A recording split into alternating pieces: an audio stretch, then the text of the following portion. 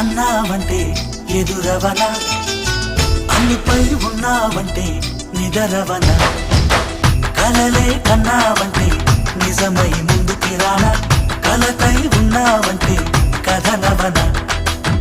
అమ్మలో ఉండే సగం అక్షరం నేనే, నాన్నలో రెండో సగం లక్షణం నేనే. అమ్మ తోడు నాన్న తోడు అన్ని నీకు అన్నే చూడు, చెల్లిపోని బంధం నేనమ్మా చిటి చెల్లెమ్మా, వెళ్ళిపోని చుట్టం